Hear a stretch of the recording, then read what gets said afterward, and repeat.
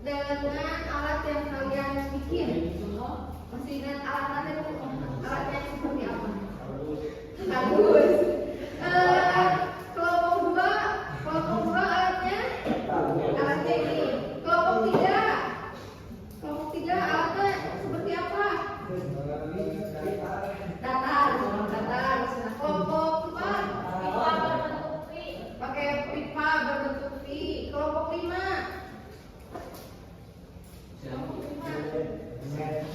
pakai ember berkaset. Kelompok enam pakai toples bekas. Nah, dari 6 prototipe yang kalian buat, mohon maaf tidak bisa semuanya diwujudkan ke dalam bentuk nyata dengan beberapa pertimbangan. Pertimbangannya bagi kelompok satu, kenapa tidak bisa dibuatkan dalam bentuk nyata? Karena yang mau kita buat itu kan prototipe alat yang sederhana, sedangkan yang kelompok satu itu alatnya seperti alat yang banyak spare partnya gitu. Jadi kompleks, jadi rumitnya, makanya tidak diwujudkan dalam bentuk nyata. Yang kelompok tiga tidak diwujudkan ke dalam bentuk nyata. Kenapa? Karena tadi jawabannya kainnya datar. Kenapa yang datar tidak digunakan ke dalam bentuk nyata? Karena nanti proses pencampurannya tidak homogen, namanya tidak homogen. Yang kelompok empat yang bentuknya V, kenapa tidak kita wujudkan ke dalam bentuk nyata? Tidak ada pipa besar. Ya, karena mencari pipa yang ukurannya besarnya susah. Ya. Terus nanti kalaupun ada pipa yang besar, misalkan paling besar pipa yang ada ukuran berapa?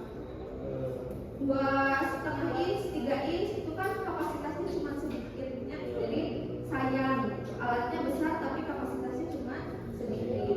Di kelompok 5 dan kelompok 6 alatnya hampir mirip, tapi kenapa tidak kita buatkan?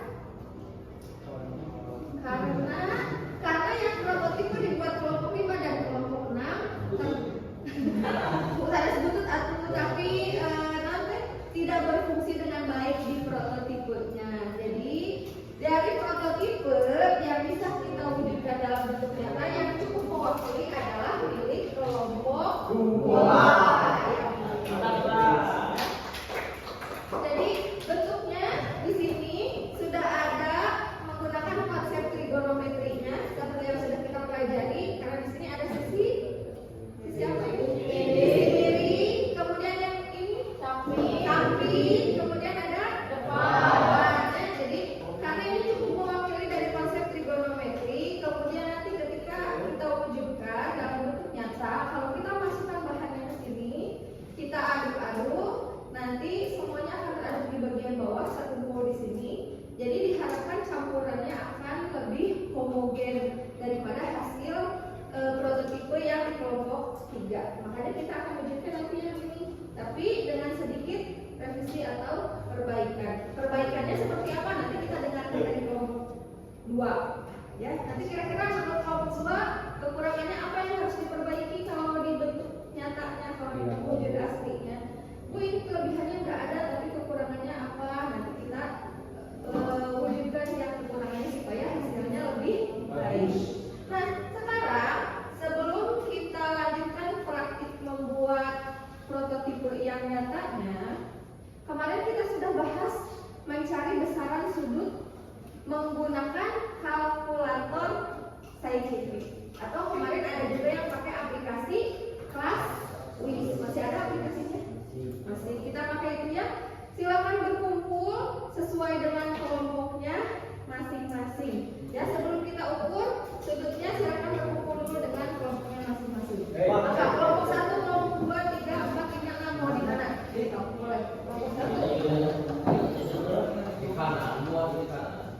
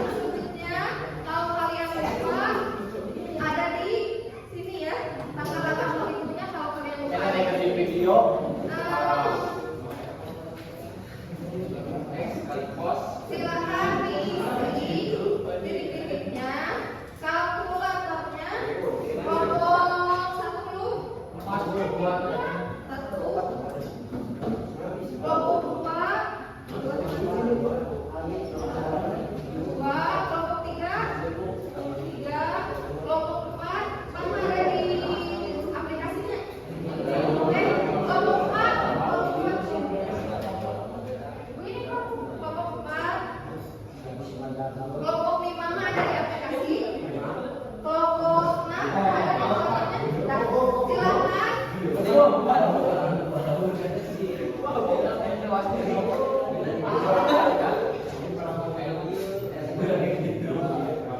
silakan. Diskusikan, silakan isi titik-titiknya, jangan lupa tuliskan nama kelompok dan nama-nama anggotanya. Ya. Prototipenya ada di depan. Ini prototipenya yang harus diukur. Penggarisnya sudah ada di depan. Maka silakan orang-orang kelompoknya siapa yang ada di depan untuk mengisi titik-titik. Ya.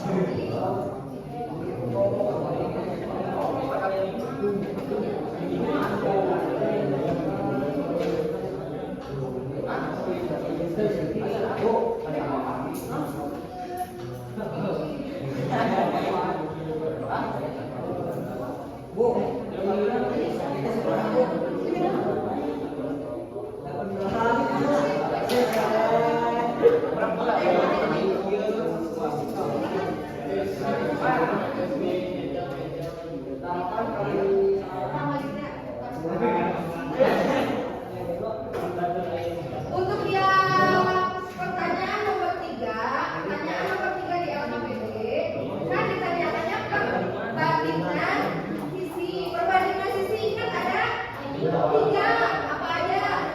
Sin, cos, tan. Nah, nanti sesuaikan apakah pakainya sin, apakah pakainya cos, atau pakainya tan.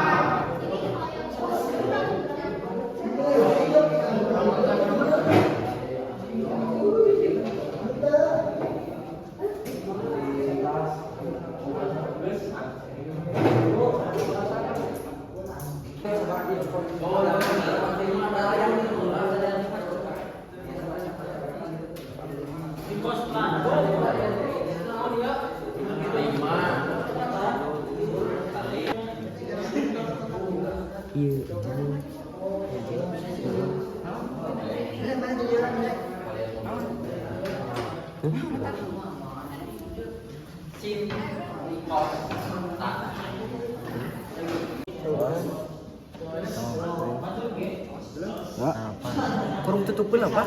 Kurung buka pula? Mas 8 Hanap 11 Sembarangan Terus? Ya, benar. Warahmatullahi wabarakatuh. Waalaikumsalam warahmatullahi wabarakatuh. Saya perwakilan dari kelompok 5 akan mempresentasikan hasil kerja kelompok saya.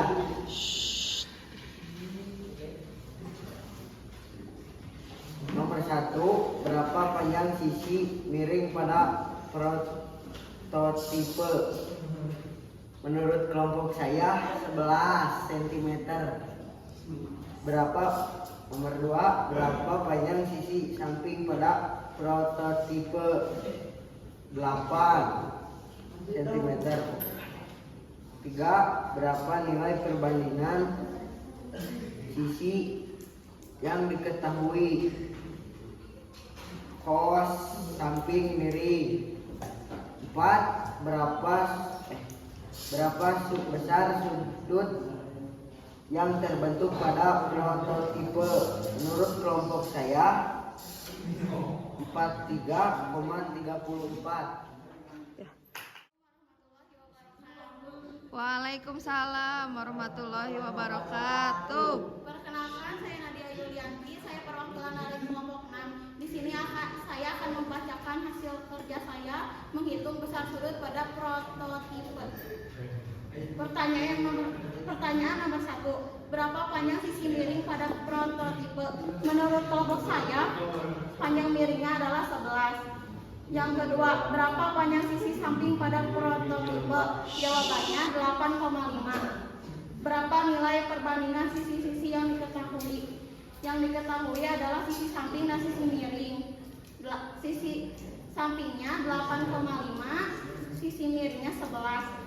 Yang keempat, berapa besar sudut yang terbentuk pada prototipe? Jawabannya 39,4. Terima kasih buat kelompok 5 dan kelompok 6 sudah mempresentasikan hasilnya. Sekarang hasil diskusinya beserta kalkulatornya boleh dikumpulkan lagi. Kemudian silakan teman-temannya kembali ke tempat duduk masing-masing ya.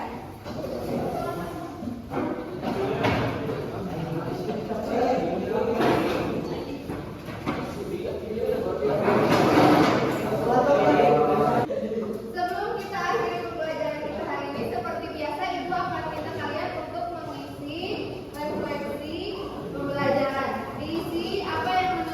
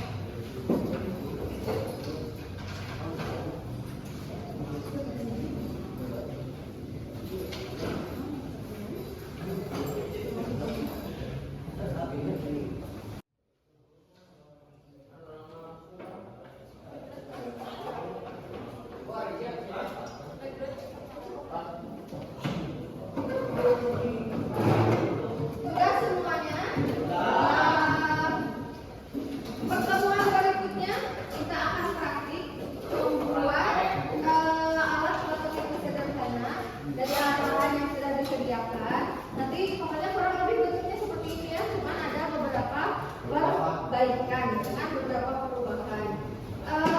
Sebelum kita pulang, alangkah baiknya kita akhiri dengan sama-sama. Siapa yang pimpin doa? Adit.